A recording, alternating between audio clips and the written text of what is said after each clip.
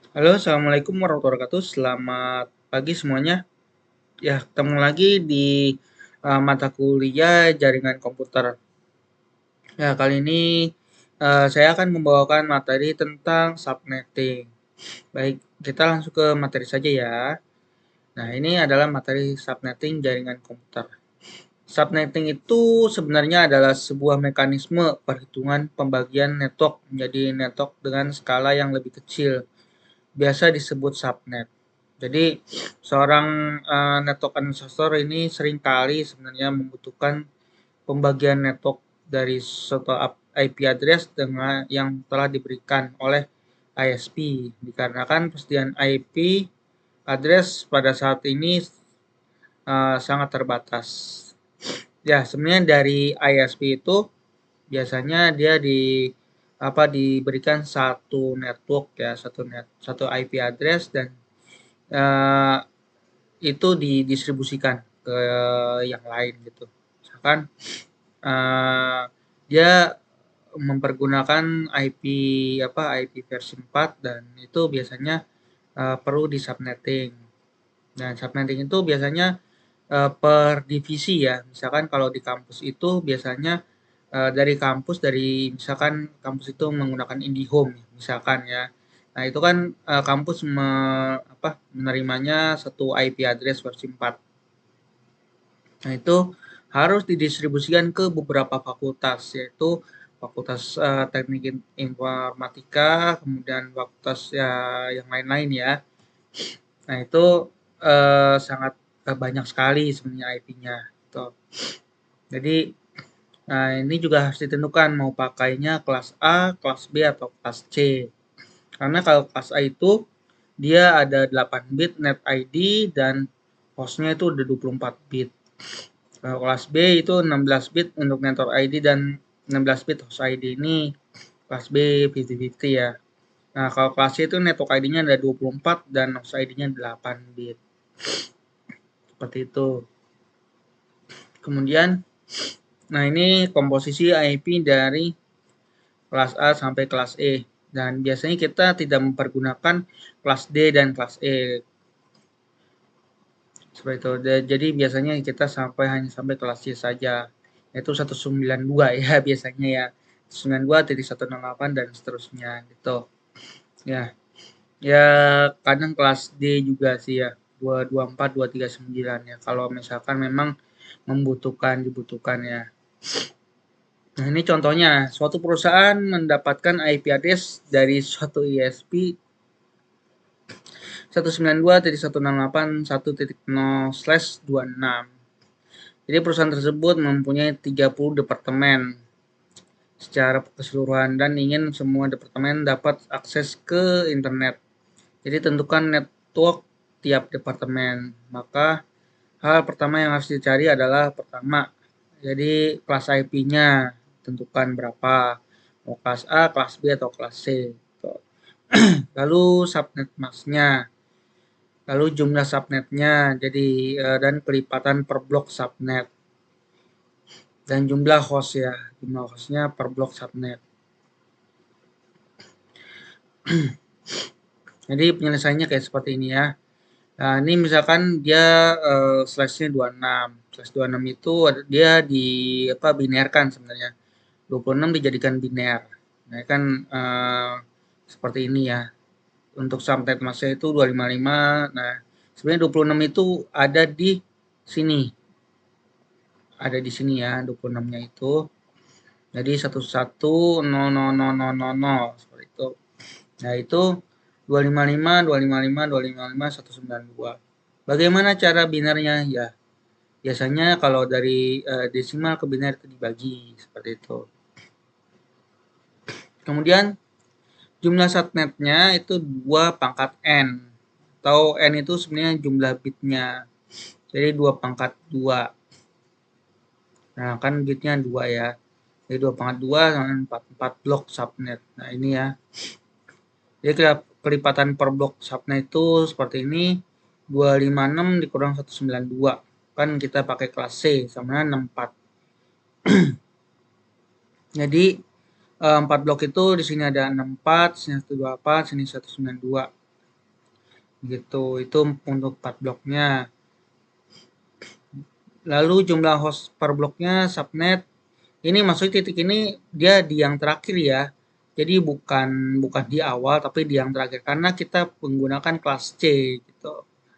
Jadi ini 0, kemudian 64, 128 dan 192.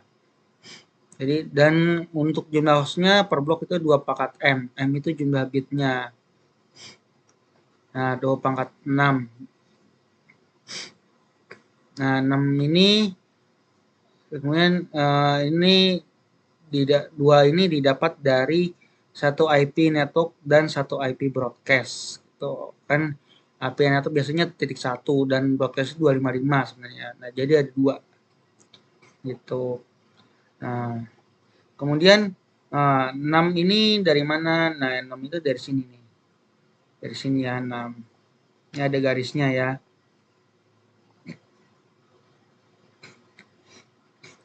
Baik, ini adalah hasil akhirnya. Jadi IP network itu 1.0, 1.64, 1.128 dan 1.92 tadi ya.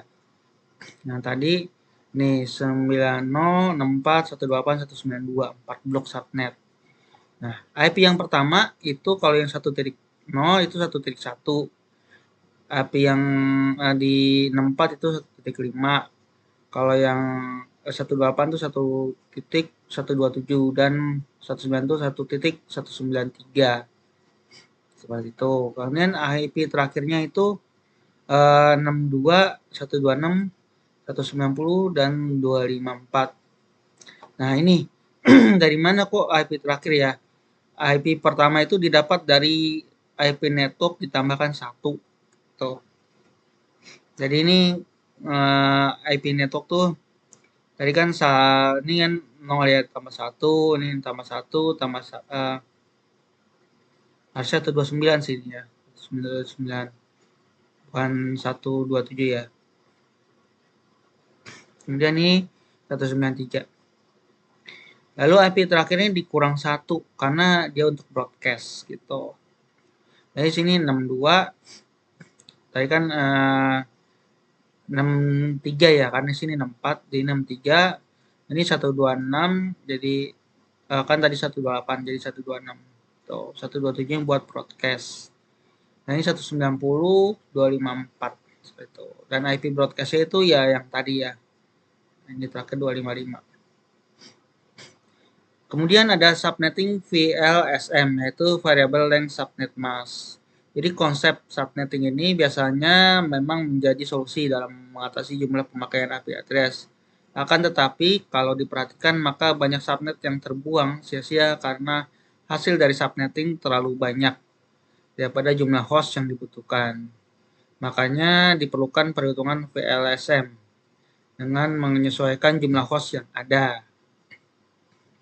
Ya, contohnya pada suatu perusahaan yang mempunyai 6 departemen ingin membagi networknya antara lain departemen A itu 100 host, departemen B 500 host, dan departemen C 325 host. Jadi IP address yang diberikan dari ISP adalah 160, nah ini 160.100.0.0/16. Jadi jawabnya adalah penyelesaiannya urutkan kebutuhan hostnya. Hostnya itu diurutkan dari atas ke bawah ya, dari yang terbesar ke yang terkecil. Selesaikan dari jumlah host yang terbesar dulu. Baik, ini departemen B itu 500 host. Jadi kenapa harus yang lebih besar? Karena dia yang membutuhkan SDM yang banyak banget. Jadi IP awal itu 160.100.0.0. Nah, untuk 500 host bisa digunakan /23 karena /23 ini mampu menampung 510 host. Yaitu nah ini kalau /23 ini di binarkan ini seperti ini ya. Dan ini N-nya itu 9. Kenapa? Karena dia di perhitungan ini dijadiin desimal itu dia jadi 9. Tuh. Oke, 2 pangkat 9 dikurang 2 sama dengan 510 host. subnet mask jadinya 255.255.254.0. Untuk range-nya itu dari 0.1 ke 1.254. Tuh ya, karena 255-nya itu broadcast. Dan network selanjutnya itu 2.0. Jadi departemen C itu 325.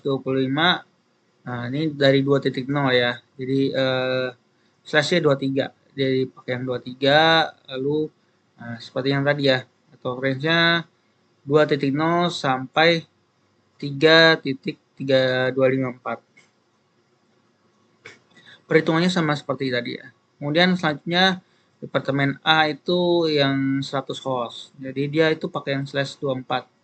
Nah, 24 ini seperti tadi ya. Dia dibinarkan dulu. Jadi dia mendapatkan range-nya itu 4.0 seperti itu. Nah, ini next-nya 5.0. Jadi ini sudah teratasi.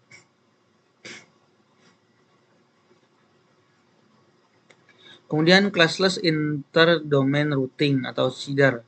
Seiring dengan perkembangan dunia, jaringan komputer yang cukup pesat, pembagian IP ini menggunakan kelas A, B, dan C mulai ditinggalkan karena masih menyisakan banyak IP yang tidak digunakan. Memang ya, selain mengurangi alokasi IP address dengan cara yang sama, dapat digunakan untuk keperluan sebaliknya, yakni menambahkan alokasi IP address. Jadi contohnya kelas C itu yang secara teoritis hanya mendukung 254 alamat tiap jaringan. Akan tetapi dengan CIDR dapat menggunakan hingga 332.766 alamat IP yang seharusnya hanya tersedia untuk IP kelas B.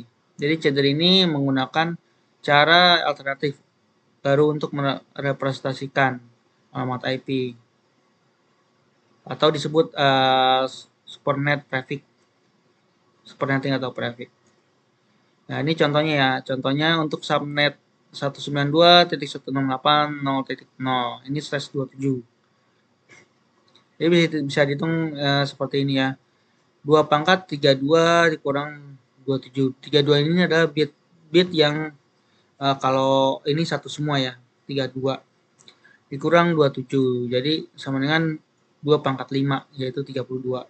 Jadi nilai 32 ini adalah total IP address yang ada dalam subnet tersebut. Dikurangi dengan network address yang dan broadcast ya. Jadi range-nya itu 0.1 sampai 0.30. Netmask-nya dia pakai yang 224. Lalu network-nya ada 0.0 dan broadcast-nya itu 0.3. Karena di sini 0.30 ya. 0.31 sebenarnya ini. Kurang satunya. Baik, dari classless interdomain routing ini sudah selesai untuk materi subnetting. Jika ada yang mau ditanyakan bisa langsung di WhatsApp atau ditulis ke komentar. Baik, kurang lebihnya saya mohon maaf apabila ada kekurangan. Selamat siang. Assalamualaikum warahmatullahi wabarakatuh.